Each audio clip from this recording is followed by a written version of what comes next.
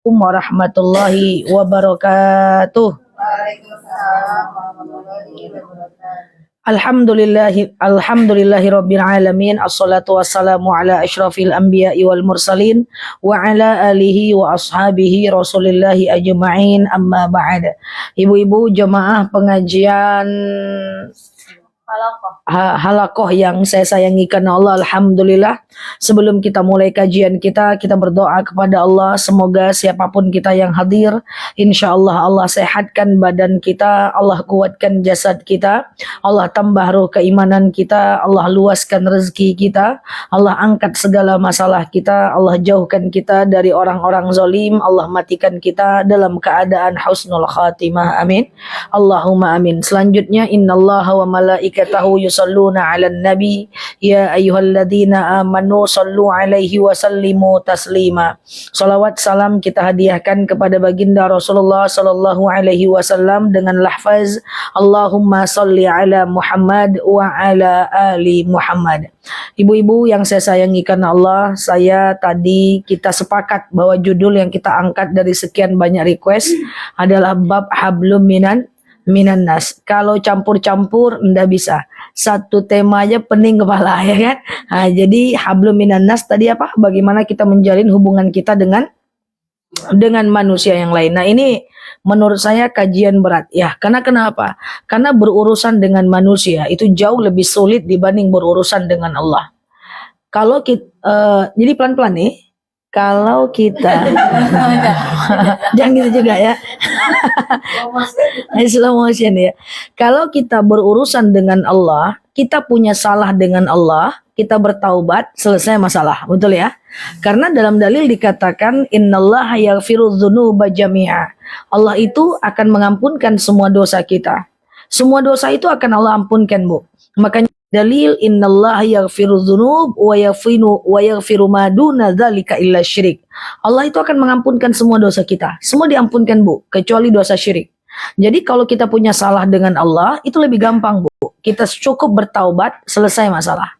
Masalahnya ini cara taubat ini gimana? Cara taubat itu adalah menyesali yang terjadi, betul-betul menyesal, berjanji tidak mengulang lagi. Saya pelan-pelan menyesali yang terjadi. Kemudian berjanji tidak mengulang lagi, mengisi hari dengan ibadah, dan perbanyak melakukan sholat taubat. Nah, ini cara hijrah nih. Cara kita untuk mohon ampun kepada Allah atas dosa di masa lalu. Ya. Nah, hanya saja kalau kita punya salah dengan Allah, kita bertaubat, selesai masalah. Allah itu sangat, berurusan dengan Allah itu mudah, Bu. Tidak ada yang sulit.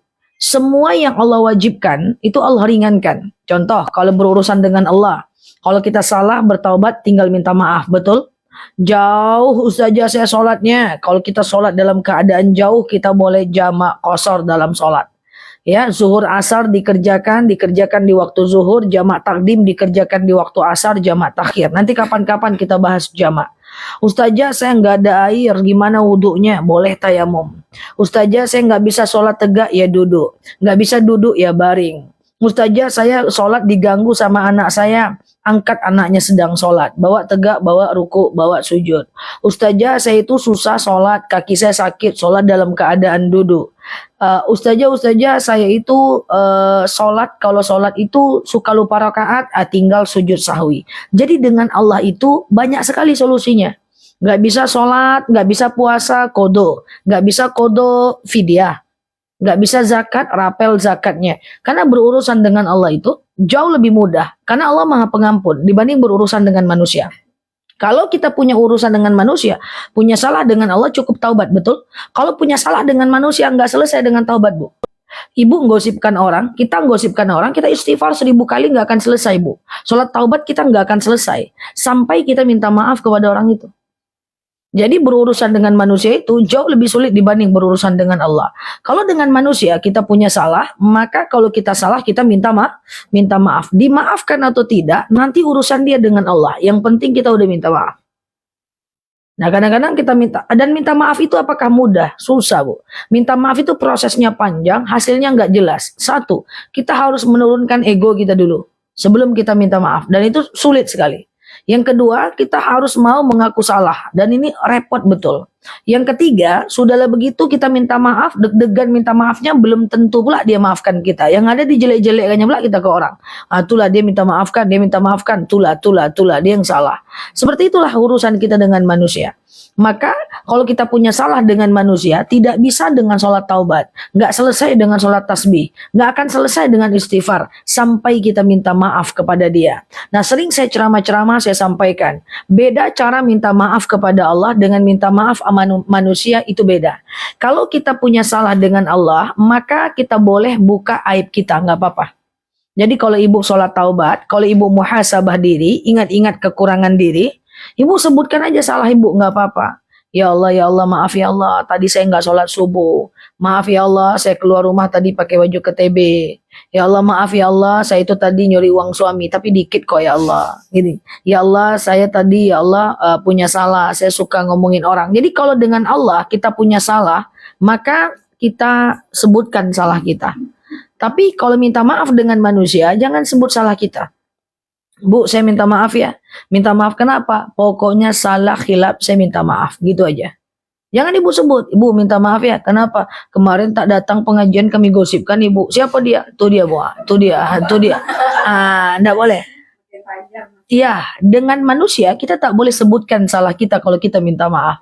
Bu, minta maaf ya. Minta maaf kenapa? Pokoknya salah khilaf, saya minta maaf. Udah, gitu aja.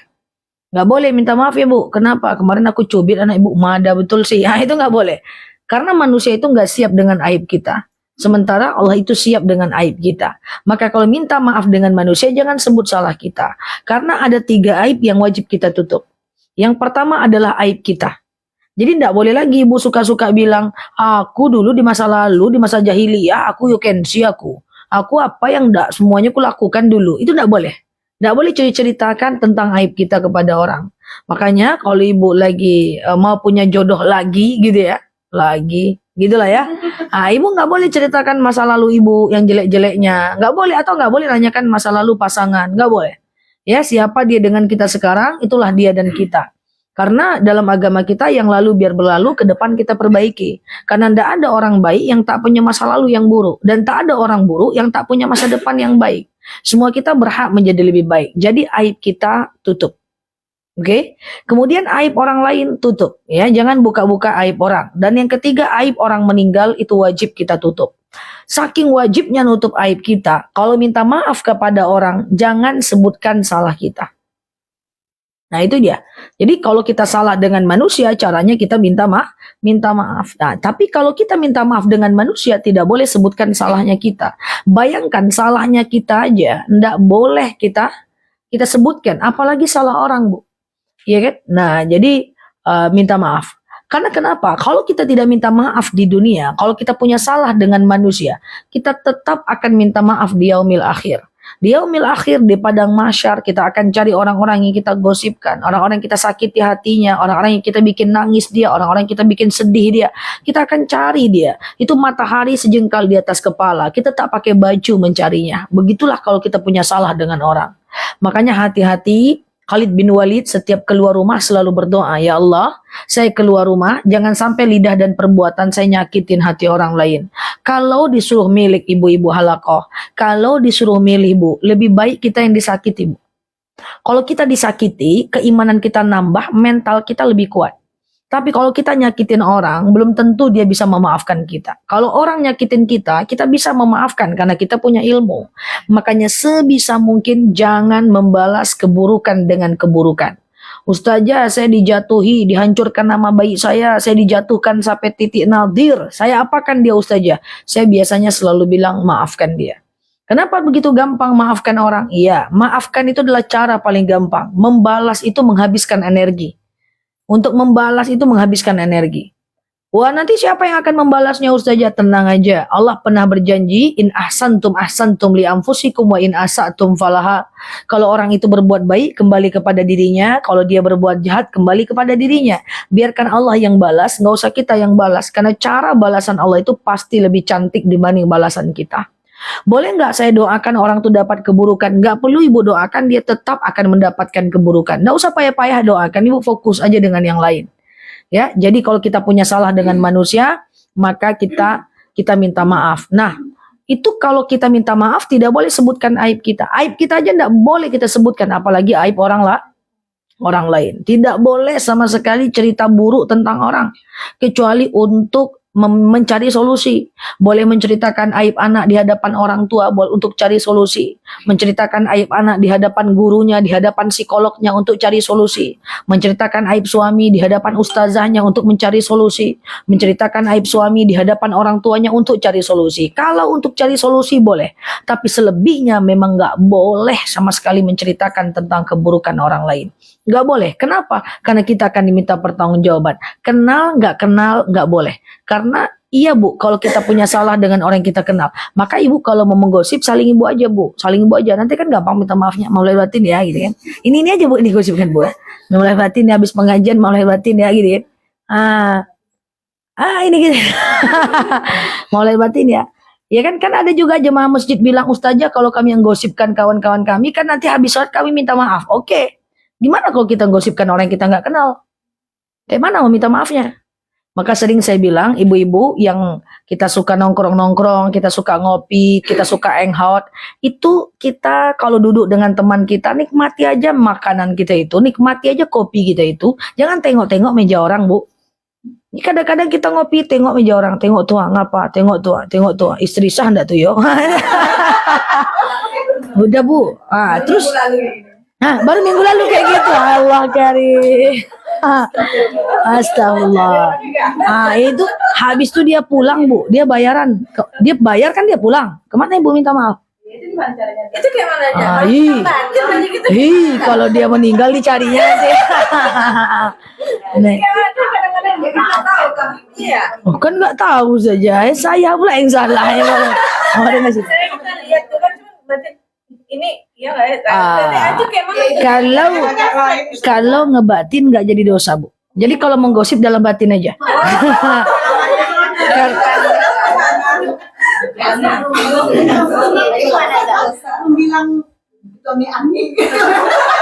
Apa? Apa artinya Bu? Ani? Hah?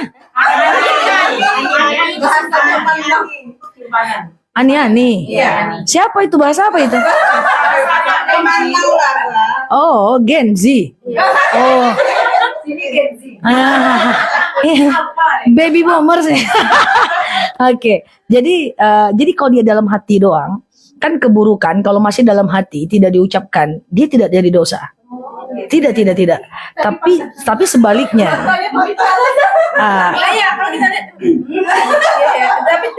Dalam hati. Iya. Oke. Jadi kalau keburukan masih dalam hati nggak jadi dosa. Tapi kalau kebaikan dalam hati nggak jadi kita lakukan, dapat pahala 1. Dia beda. Kita pengen sedekah tapi nggak jadi, maka kita tetap dapat 1 pahala. Tapi kalau keburukan dalam hati tidak jadi dosa. Nah, yuk kita lanjut yang tadi. Ngelihat itu istri sah nggak tuh ya? Itu istri sah nggak tuh ya? Kalau kita ngelihat sendiri kemudian berkata dalam hati, maka itu tidak berdosa. Tapi kalau omongkan sama teman, walaupun gerakan mata dosa. Walaupun gini saja. Iya. Iya. Karena buktinya apa? Suatu ketika ada orang lewat di rumah Sayyidatina Aisyah. Aisyah itu adalah istri Rasulullah yang sangat muda ya. Jadi mentalitinya masih labil lah. Suatu ketika ada orang lewat di depan rumah Aisyah, itu orangnya pendek, bule, padek, tasali, idui, buloleh. Jadi Aisyah tuh merasa orang tuh lucu lah. Dia panggil Rasulullah, ya suamiku sini ya. Ada apa istriku? Unjur innahu mudhahik. Tengok ya Muhammad, itu ada orang lucu betul. Diam kok Aisyah. Ngapa pula diam? Kan betulnya lucu. Itu fakta loh, dia memang lucu nih menurut Aisyah. Apa kata Rasulullah? Diam engkau. Kalamuka li akhaka ma la tuhibbuna falahul gibah. Kau ceritakan dia, walaupun itu benar, tapi kan dia nggak suka dibilang kayak gitu. Maka gibah itu adalah menceritakan orang yang dia nggak suka digitukan. Menceritakan baiknya orang bukan gibah, tapi menceritakan yang dia nggak suka itu gibah. Lalu kemudian bertanya, itu kalau diomongkan itu ani-ani nggak? Pasti dia nggak suka dong. Maka itu gibah. Lalu Aisyah bertanya lagi, apa batasan gibah ya Rasulullah? Masa aku ngomong nyata aja nggak boleh? Apa kata Rasulullah? hatta qalas na'am, engkau ngangguk saja ghibah.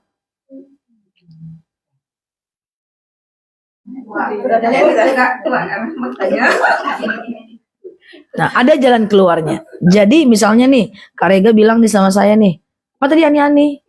Apa tadi? Apa sih? Ani-ani. Itu ibu yang ciptakan sendiri itu. Gimana sih? Oh, memang gitu. Jadi ani-ani itu saya iya ya, saya bukan anak TikTok pula ya. Oke lah, saya scroll lah nanti ya. Jadi misalnya gimana tuh? Ani-ani itu maksudnya apa tuh? Pelakor. Oh. Kayak apa sih? Dia kuat murah. Oh, kayak gitu ya.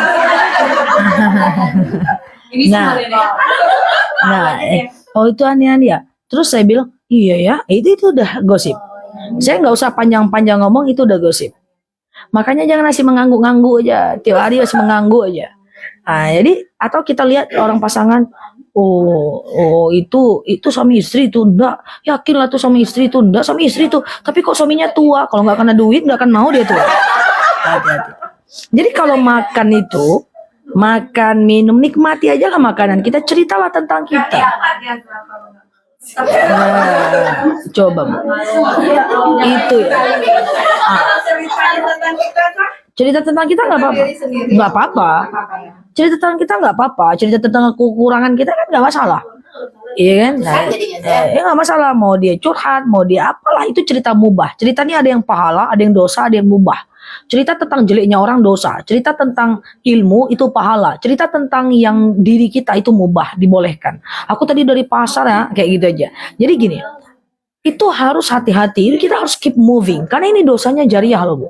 Nah sekarang saya bilang tadi, kalau saya gosipkan Kak Rega, maka saya tinggal ketemu, mohon maaf batin kayak kan kita salaman juga, ya kan? Perkara Kak Rega tahu saya gosipkan beliau atau tidak, itu kan nggak perlu saya sebutkan. Yang penting saya udah mohon maaf batin. Makanya kalau saya gosip itu biasanya gosipkan Kak Rega, enggak ya? Nah ya, mohon maaf batin kayak gitu kan? Langsung minta maaf. Nah gimana tadi kalau kita gosip orang yang kita nggak kenal, itu repot Bu. Kullukum ra'in wa kullukum mas'ulun an ra'iyatihi. Setiap kita akan diminta pertanggungjawaban atas perbuatan kita. Ibu-ibu pergi pesta tuh pesta aja, jangan dinilai-nilai orang. Jalan berempat, jalan alisnya bengkok yo. Udah kena pula. Iya mah andamnya entah apa-apa, ala kanelo mah andamnya. Tang lagi, iya lauknya tak enak doh sikit kali ya. Iya, ladonya kurang, ala tambah lah karena tukang masak semua. Nah itu minta maaf sama mereka di dunia atau sampai ketemu di padang mahsyar. Gimana caranya, Zah? Tunggu dulu.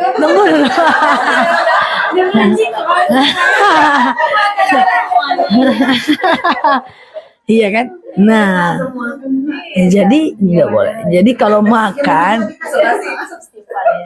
iya sebenarnya sih kalau kita terbiasa kita tidak harus diam. Kita bisa cerita tentang kita. Ada kawan kita gosip kita alihkan. Jadi solusinya gimana? Ya, solusinya pertama adalah kalau bisa Ibu catat nama-nama siapa orang yang pernah Ibu gosipkan itu.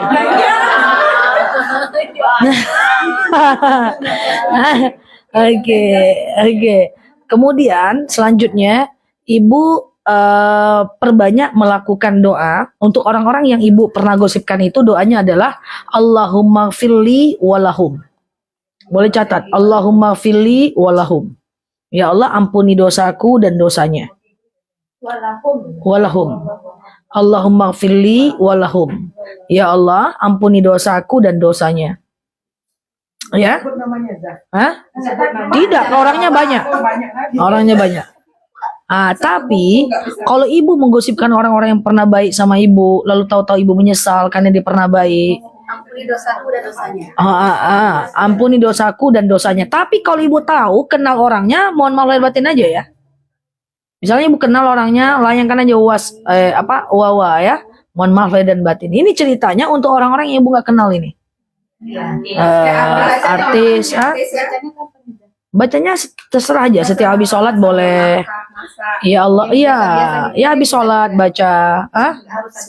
Nggak harus habis sholat. Di hari-hari biasa bisa. Nah, hati-hati sekarang ada yang namanya ghibah tapi online. Berita-berita viral tentang aib rumah tangga orang. Berita-berita viral itu jangan jadi komentator di bawahnya. Kalau ada 2000 komentar, dua-duanya nanti akan ahlul gosip dan ketemu semuanya di padang mahsyar. Kalau cuma emoticon juga baca nggak?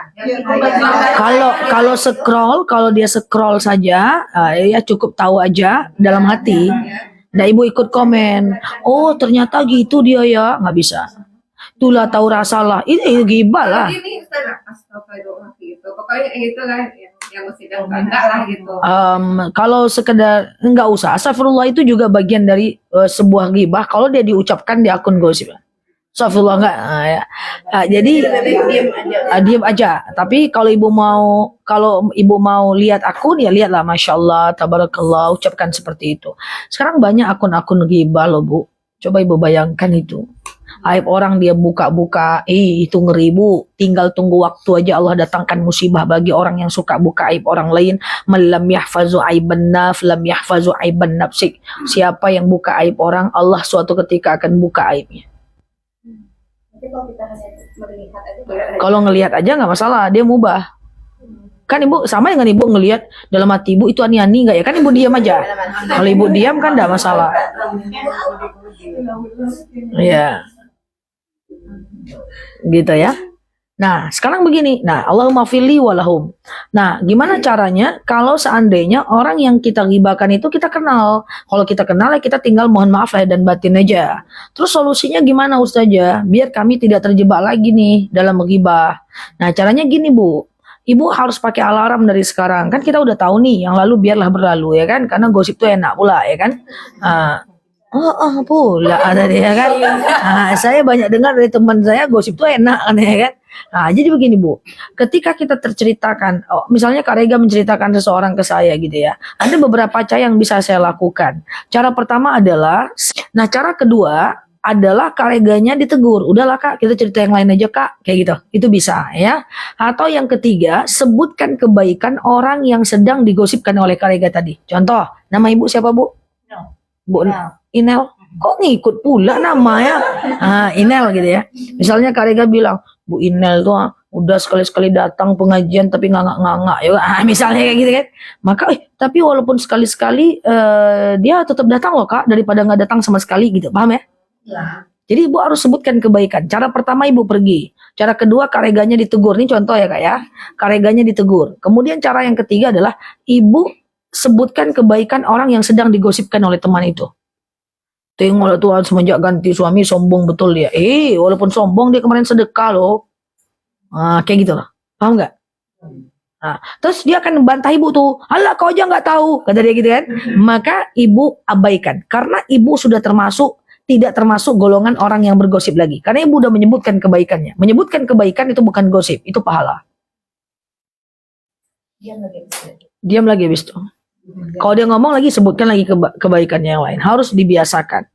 Karena gosip itu adalah dosa jariah Bu. Misalnya Kak Rega menceritakan sesuatu kepada saya, itu keburukan. Jangan bilang-bilang ya saja. Enggak, saya enggak bilang-bilang dong.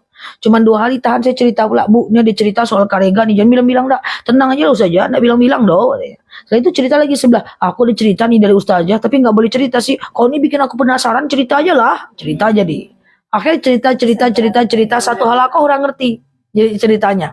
Itu selama gosip itu masih menyebar, maka saya tetap mendapatkan dosa yang sama. Dan tanpa ngurangin dosa ibu-ibu semuanya. Makanya itulah namanya dosa jariah, passive income dosa, multi level marketing dosa, download dosa, limited. Makanya ada dalil man sanna fil Islam sunnatan sayi'atan falau sayi'atun misluha. Siapa yang nyebar keburukan orang, dia akan mendapatkan keburukan yang sama selagi gosip itu masih menyebar. Repot kan? Habluminan nas juga lah minta temanya, sakit kepala kan? Gitu. Jadi kalau kita salah, kita minta maaf. Nah, kalau nggak mau minta maaf, kurangi berbuat dosa. Nah, kita mengangguk aja itu termasuk ghibah Bu. Makanya biasakan diri kita melihat baiknya orang. Jangan biasakan diri kita melihat buruknya orang lain. Karena itu kan berpengaruh kepada energi kita untuk kemudian senantiasa berghibah. Nauzubillah. Dah, nanti kalau kawan yang ngajak cerita jangan angguk-angguk terus ya. Angguk-angguk terus. Ustazah boleh nggak saya menceritakan aib teman saya di hadapan suami saya misalnya. Misalnya ibu punya suami, lalu teman ibu ada yang nyebelin gitu ya, sombong dia misalnya apalah, lalu ibu ceritakan ke suami ibu nih, boleh nggak nih? Tadi saya udah bilang, Tergantung bentuk suami ibu. Contoh, ini kita contohkan nih, ya. Misalnya nih, Bang, temanku tuh dibilangnya aku sombong, Bang. Sama adik bapaknya kayak gitu juga, nyo. Suaminya di kantor abang kayak gitu juga, nyo. Kalau itu bentuk suami ibu, janganlah ibu cerita lagi sama suami macam tuh. Gibah. Kemudian kalau seandainya ibu cerita, lalu dia bilang, udahlah, nggak usah kau pikirkan lagi, yang penting aktivitasmu lakukan. Berarti kan dia itu memberikan arahan yang baik. Itu bukan ghibah, itu namanya islah. Iya. Tapi suami itu kadang-kadang nggak mau dengar, dia sibuk sama HP. Memang mata laki-laki itu cenderung kepada benda, bukan muka. Jadi kalau dia lagi nyuci motor, kita cerita cuma 5 detik aja ngelihat, nanti dia akan pergi lagi ke motornya. Kalau dia lagi nonton, 5 detik dilihat, kemudian dia pergi. Karena mata secara biologis, laki-laki itu kepada benda. Kalau kita kepada muka. Ya, itu memang tabiat dari lahirnya.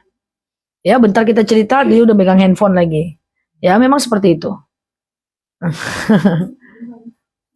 Berantam ya. Nah, seperti itu ya. Jadi kalau kita salah, kita minta maaf. Nah, dimaafkan atau tidak itu urusan dia dengan Allah. Yang penting kita udah minta maaf.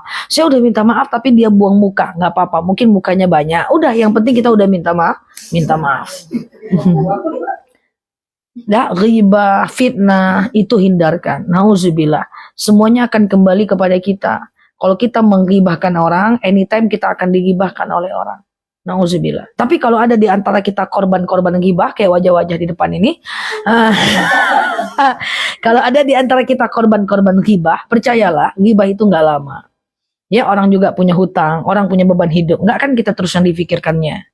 Tidak perlu mengklarifikasi banyak hal. Karena orang yang udah ahlul ghibah, ahlul fitnah, itu yang percaya akan tetap percaya. Yang tak percaya tetap tidak akan percaya. Saat itulah kita menyeleksi mana teman yang benar-benar bertahan sama kita, mana yang tidak. Kalaupun kita salah, teman yang baik tetap akan membela dulu, baru belakangan dia nasihati. Ya, jadi ibu ini kan berteman nih, halakoh. Ada teman ibu, misalnya na'udzubillah, maaf, katakan dibukakan oleh Allah aibnya. Bukan berarti kita nggak ada aib, Bu. Kita ada aib semua, Bu. Cuman Allah bukakanlah aibnya. Teman kita Allah bukakan aibnya. Saya kalau mau berpesan, andaikan ada satu teman kita yang Allah bukakan aibnya, entah na'udzubillah dia jalan sama suami orang, entah gimana kita nggak ngerti, Allah bukakan aibnya, tahu kita satu halakoh nih. Maka saya pesan sama kita, kalau nggak bisa menenangkan hati dia saat aibnya Allah buka, minimal jangan memberatkan hidupnya dengan menceritakannya.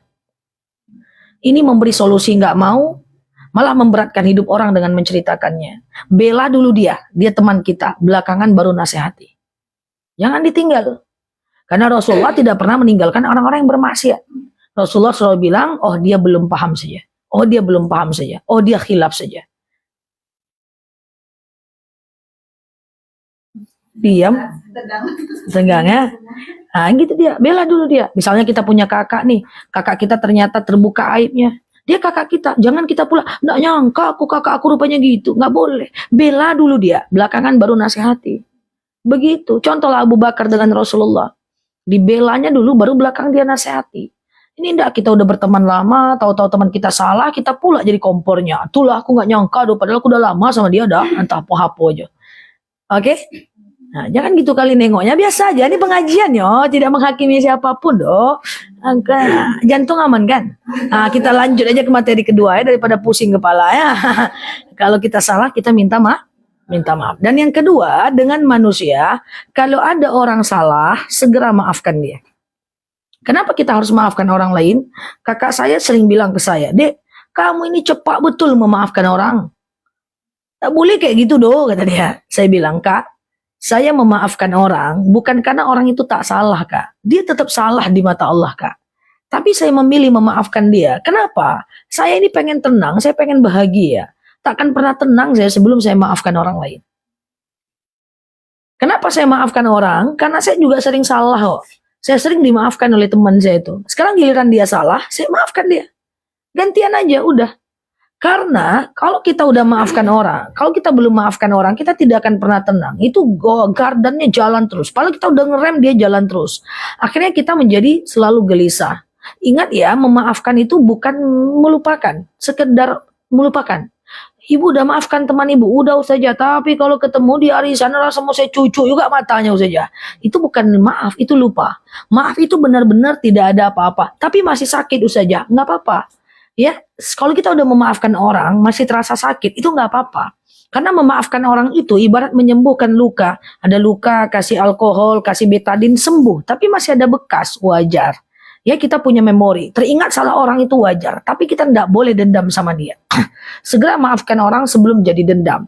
Kalau udah jadi dendam, kita yang repot. Kenapa dendam itu sulit?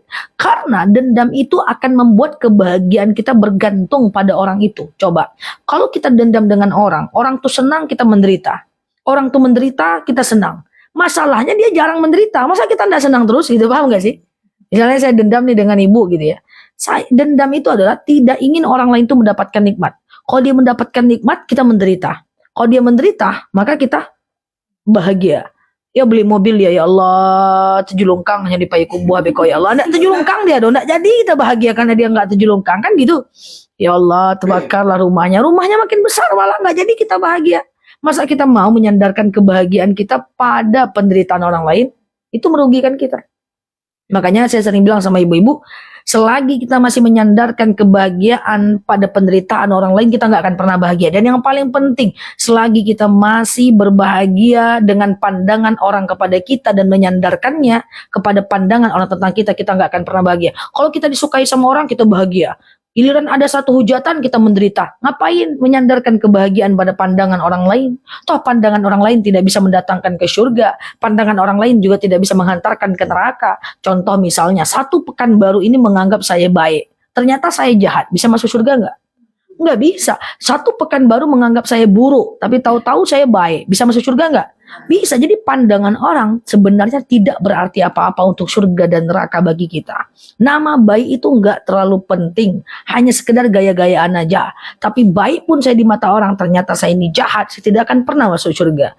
Jadi pas meninggal nanti kita nggak akan ditanya pandangan orang kepada kita. Yang ditanya adalah amal kita. Maka jangan pernah menggantungkan kebahagiaan pada pandangan orang lain kepada kita.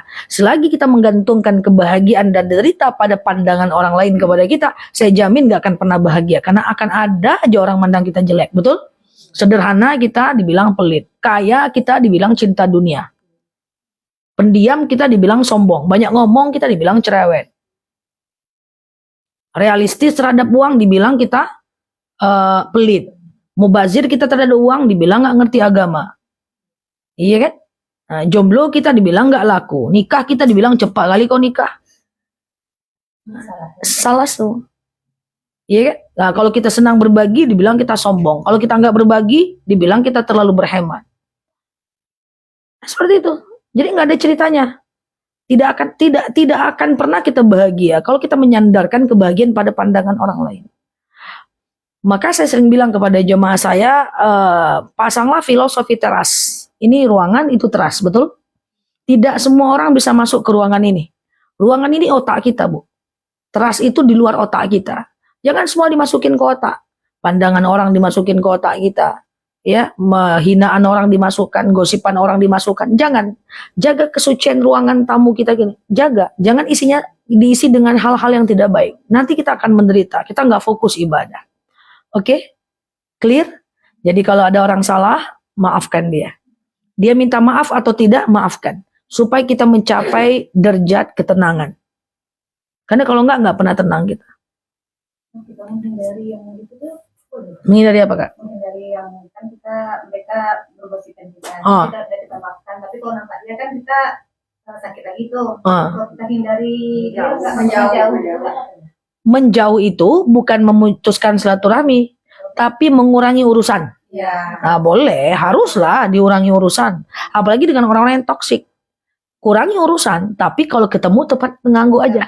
Nah, ibu harus sampai kepada level, nauzubillah, misalnya ini berdua ini menggosipkan ibu, apa namanya contoh? Bu Rina.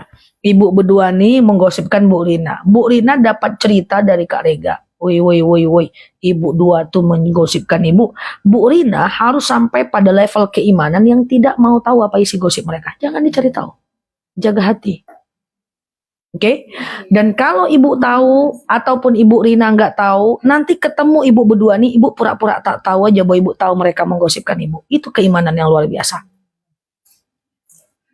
Tidak berubah gitu ya? Ya. Tidak berubah. Iya. Itu hati tenang kalau kayak gitu. Tapi kita harus waspada kan, Kak? Kan kita tahu tuh sifat orang tuh kayak gitu. Jadi, tapi kita kan pura-pura nggak tahu tadi. Tapi kita di dalam hati waspada, masih waspada, jangan terlalu dekat. Iya, itu boleh. Tapi ibu ketemu sama dia nggak, kan orang kebanyakan nggak gitu ya.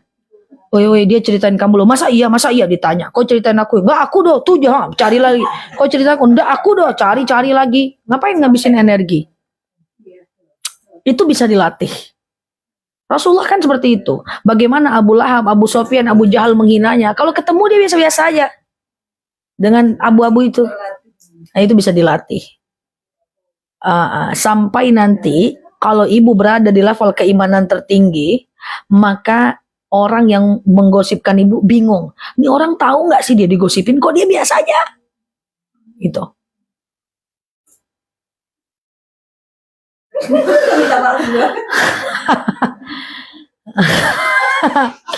Yang gitu ya.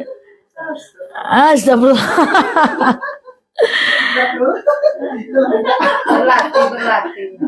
Ya, itu bisa dilatih.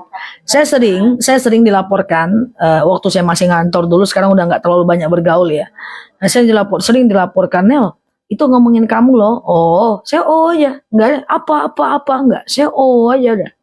Nanti ketemu enggak mungkin enggak. Allah akan tunjukkan enggak, saya enggak ada penasaran sekali. Yang penting kita enggak ngapa-ngapain. Nah, kalau kita ada salah ubah, kalau seandainya kita enggak salah abaikan aja. Nah, nanti saya ketemu dengan orang itu, saya biasa-biasa aja tuh. Nah, yang tadi ceritain bingung. Lah kan kamu tahu dia ceritain kamu. Iya sih, udah segitu aja. Iya sih, udah gitu aja. Tapi kadang kita penasaran loh, Zah. Dia cerita kenapa? Itu yang nggak boleh. Itu levelnya. Itu yang nggak boleh. Nggak usah. Itu merusak hati ibu. Kalaupun ibu punya salah, kalaupun ibu kita ini, kalaupun ibu punya salah, Allah akan tunjukkan tanpa ibu cari tahu. Iya, itulah. Karena kita penasaran itu apa ya? Yang penting nggak ngerasanya. Yang penting kita nggak ngerasa nyakitin hati orang, kita juga nggak ngerasa ngelakuin apa-apa, kecuali kita pernah nyembunyiin file orang, ketahuan nih, gitu loh. Oh, berarti kita pernah memang nabrak orang terus kita kabur, ketahuan nih, boleh kita cari tahu. Tapi kalau nggak ada ngapa-ngapain, tapi Bu, orang kalau nggak dihujat, nggak digosipkan, itu belum tinggi dia, Bu. Jadilah seperti elang, dia terbang tinggi, orang ceritain dia aja di bawah, dia tetap aja di atas.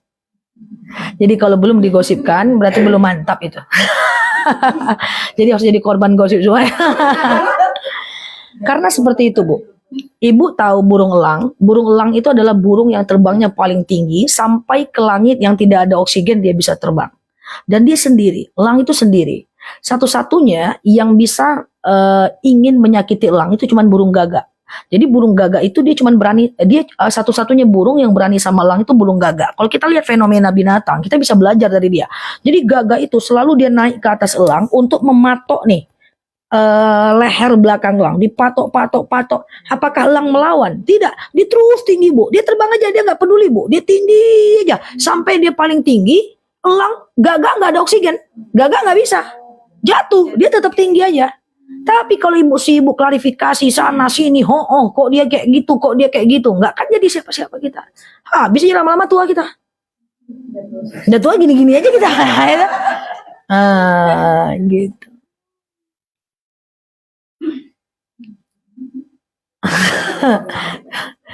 Jadi maafkan orang lain. Jadi memaafkan itu betul-betul maafkan. Nah, kemudian kalau ibu nggak mau memaafkan orang lain, minimal jangan cepat tersinggung lah. Kita ini kan satu halaqah, satu perumahan, ya kan? Jangan cepat tersinggung. Banyak yang bilang sama saya, Ustaz ya, enak lagi tinggal di desa itu nggak ada orang kelahi-kelahi. Nah, sama desa dengan kota. Desa itu rumah orang jauh-jauh, mau berkelahi berjalan kaki dulu nyari orang, Bu. Iya kan, nyampe depan rumah sesangok, Anda jadi marah. HP-nya nggak ada, ya kan. Nah, jadi hati-hati setiap ibu berkomentar, komentarlah yang baik-baik, jangan ghibah. Setiap kita mau memposting, postinglah yang baik-baik. Oke, itu nomor 2. Kalau kita salah, kita minta maaf. Kalau orang salah, maafkan. Yang ketiga, dengan manusia banyak-banyak husnuzon, jauh-jauhkan suuzon. Dengan manusia itu banyak-banyakkan baik sangka, jauh-jauhkan buruk sangka. Semua punya handphone? Punya handphone. Punya sosial media? Punya. Ini saya sering bilang sama jemaah, kalau ada di antara kita punya sosial media, setiap nengok status orang, jelek aja kita menengoknya, hati-hati, itu tanda kita punya penyakit hati. Ngelihat orang yang berfoto mesra dengan suaminya, lah suami Nokia 3315 aja bangga. Aku udah 4 kali gonta-ganti suami, santai aja aku nyok. Tuh, ada perasaan tak suka, hasad. Nengok orang berfoto depan rumah barunya, lah rumah kayak gitu aja bangga, OKB sama orang kayak baru, uang suami aja bangga. Itu ya uang suaminya, nah mungkin uang suami orang. Kokut kali betulnya, apa? Postingannya saya berkata-kata kotor mau maki-maki lah di sosial media. Jadi teman yang lain nih ngasih tahu kan kita dekat kan, yang kemudian dikasih tahu dia marah gitu, itu tidak salah. Oke. Nanti kita jawab, itu babnya. Kemudian contohnya lagi, ada orang yang berfoto anaknya mobil baru, mobil kayak gitu aja bang. Aku 5 mobil depan rumahku, orang parkir santai aja punya. Jelek aja kita nengok status orang tuh bu. Itu tanda kita punya penyakit hati tuh. Karena status tuh netral bu. Nggak ada hukum atas status. Hukum tergantung, nah jadi kalau kita nengok video foto orang berfoto mesra dengan suaminya, bisa jadi dia ingin menunjukkan betapa indahnya keluarga sakinah. Ada orang yang berfoto di depan mobil barunya, dia ingin menunjukkan betapa indahnya kerja keras dan rezeki yang halal. Ada orang yang menunjukkan rumah barunya, ingin menunjukkan bahwa betapa indahnya kerja keras di bisnis dia. Kan bisa jadi dia ngajak orang berbisnis misalnya, ya kan? Terus kalau dia sombong urusannya dengan Allah. Suuzon urusan kita juga dengan Allah. Paham nih? Orang berphotoshop, pamer jam tangan, jam tangan baru pamer, baru segitu aja udah pamer. Kalau dia sombong, maka kesombongan dia menjadi tanggung jawab dia di hadapan Allah. Kalau kita suuzon, tanggung jawab kita di hadapan Allah. Paham maksudnya? Nah, kayak gitu. Jadi, karena video, foto itu netral, tergantung bagaimana kita memandangnya. Nah, gimana kalau seandainya ada orang yang memaki-maki tadi di sosial media? Dia ngomong kotor di sosial media, lalu ibu cerita sama orang lain. Ada temen yang kan tanyain, mungkin itu teman saya gitu, bilangin lah nggak usah di sosial seperti itu, sosial media bahasanya gitu. Nah ya udah, bilanginlah sama dia, masa teman kamu itu berbahasanya kayak gitu, ibu chat aja, bahasamu kayak gini loh, nggak enak loh dibaca orang, terus dia marah, nggak apa-apa. Dia marah, kita nggak berdosa. Kan kita tidak berdosa atas sikap orang kepada kita. Kita berdosa itu karena perbuatan kita. Contoh, saya nggak niat nyinggung ibu. Ibu tersinggung juga. Apakah saya berdosa? Tidak. Kecuali saya memang niat menyinggung, saya berdosa. Makanya tadi pandangan orang itu tidak berarti apa-apa, Bu. Oke?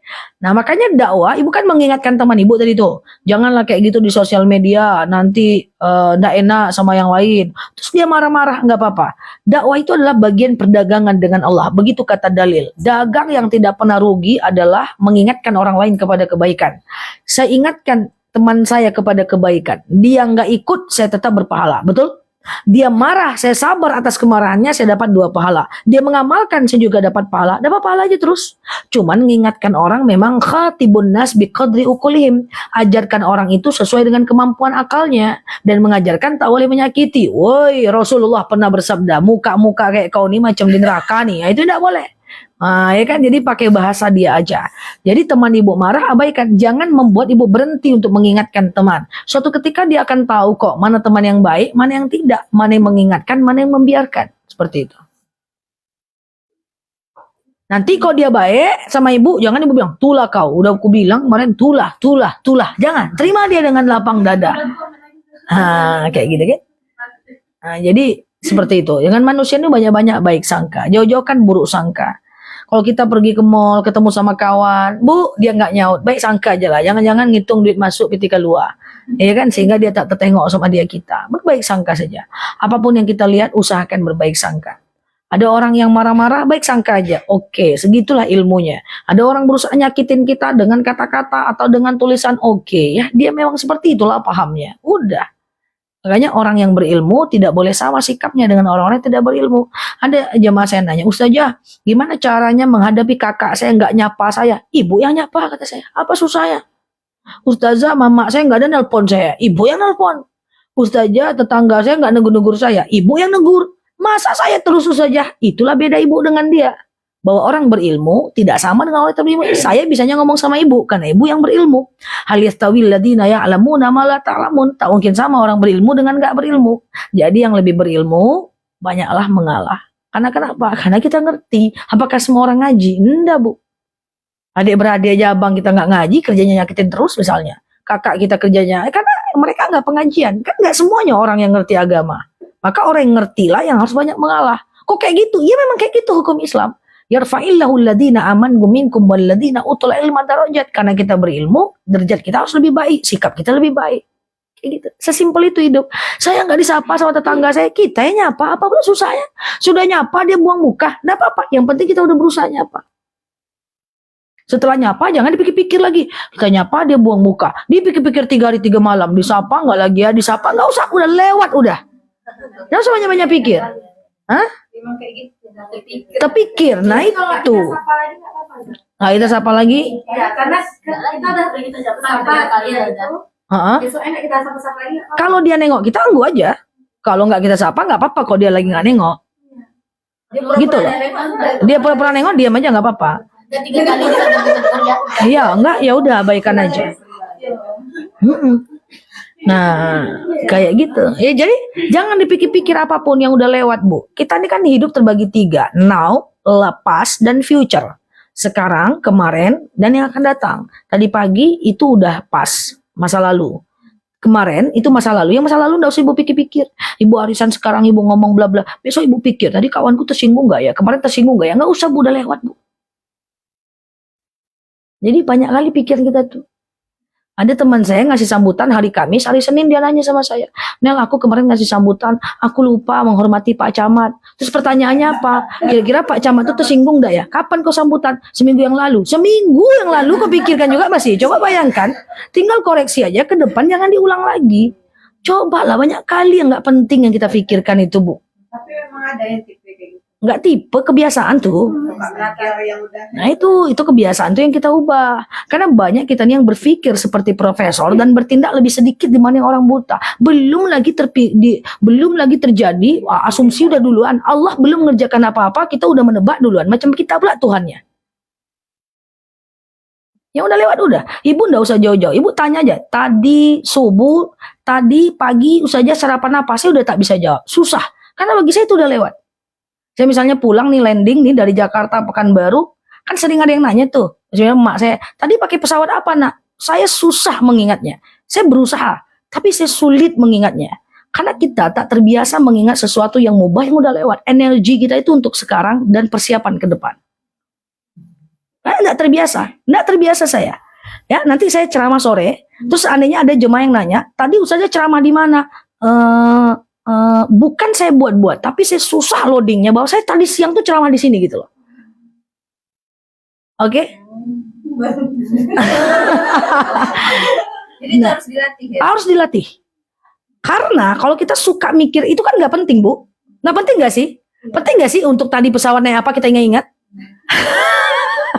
Penting nggak? Ya kan? Nggak bagi kita nih. Kalau ada yang nanya, ya itu saya tidak terbiasa. Nanti bilang pikun ya. Nah, karena itu loh. Itu saking ibu tidak boleh memikirkan hal yang tidak. Ini otak ini ada energi. Ibu ibarat komputer, Bu. Di komputer itu kalau banyak file yang nggak penting kan penuh semua tuh. Dan hang dia kan. Nah, fokus kita nggak terjaga kan. Sedangkan naik pesawat apa aja saya susah mengingatnya. Apalagi mengingat kata sambutan kemarin Pak Camat belum saya apa kan kayak gitu. Jadi Bu kalau udah lewat udah Bu, Ibu nggak usah pikirkan. Ibu nyapa teman misalnya. Halo, terus dia nggak nyaut. Terus Ibu pikir sampai 3 hari 3 malam. Kenapa ya dia ya? Aku nggak nyangka dia begitu. Kayak gitu kali dia ya. Ya Allah Bu. Akhirnya kita nggak terproduktif aktivitas kita. Mood kita berganggu, energi kita habis. Oke? Jangan panjang-panjang kali, banyak pula nanti yang tidak aman jantung ya. 3 aja dulu ya. 3 aja dulu. Kalau salah minta maaf. Kemudian kalau kita salah maafkan orang lain. Dan berbaik sangkalah dengan orang lain. Berbaik sangka dulu ya. Jangan cepat-cepat ngambil keputusan, kesimpulan tentang orang lain. Nggak boleh. Ya, jangan justifikasi, jangan suka menilai orang lain lah. Allah lah yang hakim yang paling adil ya. Hanya Allah yang berhak menilai orang. Orang-orang yang sekarang maksiat juga jangan dihina. Karena bisa jadi suatu ketika dia 10 kali lebih taat dibanding kita. Berapa banyak orang-orang Yahudi, orang Umar bin Khattab ingin dibunuh Rasulullah, tapi keimanannya paling tinggi. Nah kalau ada di antara kita yang merasa ibadahnya banyak, juga nggak usah ujub. Karena iman itu kadang naik, kadang turun. Orang-orang yang udah baik aja belum tentu matinya husnul khotimah. Iya kan? Nah, jadi gitulah hidup ya. Tidak boleh kita menghakimi siapapun. Siapapun itu. Hanya boleh mengingatkan, bukan menghakimi. Demikian dari saya. Terlalu banyak pula PR-nya nanti kan. Catatan dah penuh nampak ini. Allahu a'lam bishawab. Usiku wa nafsi bittaqullah. Wallahul muwaffiq ila aqwamit thoriq. Assalamualaikum warahmatullahi wabarakatuh.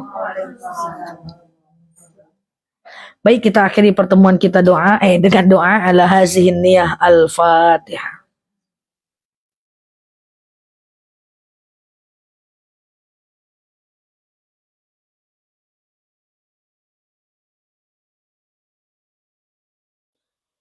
Amin ya Allah, amin ya Rahman, amin amin ya mujibas sa'ilin. Allahumma salli ala Muhammad wa ala ali Muhammad. Allahumma inna nas'aluka ridhaka wal jannah, na'udzubika min sakhatika wan nar. Allahumma inna nas'aluka salamatan fi dinina, afiyatan fi jasadina, ziyadatan fi ilmina, barakatan fi rizqina, taubatan qabla al-maus, rahmatan indal maus, maghfiratan ba'dal maus. Allahumma hawwin 'alaina fi sakaratil maus, najata minan nari wal afwa indal hisab. Allahumma antas salam minkas salam wa ilaika ya'udus salam, fahayyina rabbana bis salam wa dakhalnal jannata darus salam, tabarakta rabbana wa ta'alita ya hadzal jalali wal ikram. Allahumma inna na'udzubika minal hammi wal hazan, na'udzubika minal ajzi wal kasal, na'udzubika minal jubni wal bukhli, na'udzubika min ghalabatid dini wa qahar rijal. Allahumma yassir alaina umurana wa la tu'assir alaina umurana ya rabbal alamin. Allahumma in kana rizquna fis sama fa anzilhu, wa in kana rizquna fil ardi fa akhrijhu, wa in kana rizquna ba'idan faqribhu, wa in kana rizquna haraman fatahhirhu, wa in kana qalilan fakathirhu ya rabbal alamin. Allahumma rabbana anfa'na bima 'allamtana wa 'allimna ma yanfa'una. Allahumma rabbana hab lana min azwajina wa dhurriyyatina qurrata a'yuni waj'alna lil muttaqina imama. Allahumma ighfir lana dhunubana wa liwalidina warhamhuma kama rabbawna shighara. Allahumma yassir 'alaina umurana wa la tu'assir 'alaina umurana ya rabbal alamin. Allahumma stajib du'ana ya Allah, stajib du'ana ya Rahman ya Rahim ya mujibas sa'ilin. Allahumma salli ala Muhammad wa ala ali Muhammad. Subhana rabbika rabbil izzati amma yasifun. Salamun alal mursalin. Alhamdulillahi rabbil alamin. Wallahu a'lam bishawab. Assalamualaikum warahmatullahi wabarakatuh. Terima kasih banyak kita ucapkan kepada Ustaz Nela yang telah memberikan ilmunya kepada kita semua. Semoga dapat kita amalkan dalam kegiatan kita sehari-hari. Demikianlah pengajian kita pada sore hari ini. Akhir kata kita ucapkan alhamdulillah. Mohon maaf kalau ada kesalahan. Kita tutup dengan Assalamualaikum warahmatullahi wabarakatuh.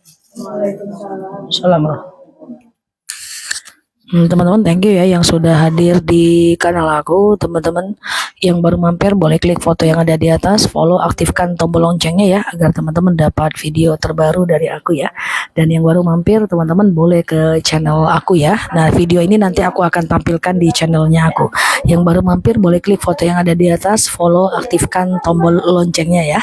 Oke, sehat selalu teman-teman semuanya. Kita tutup dulu ya. Sampai ketemu di live berikutnya. Dan buat teman-teman yang baru mampir, salam kenal dari aku ya. Kita tutup dulu. Subhanakallahumma wa bihamdika nasyhadu an la ilaha illa anta nastaghfiruka wa natubu ilaih. Lalu di sini sampai paham. Assalamualaikum warahmatullahi wabarakatuh. Bye bye. Makasih ya teman-teman ya. Aku balik dulu ya guys. Bye bye. Sampai ketemu ya di live berikutnya. Ya.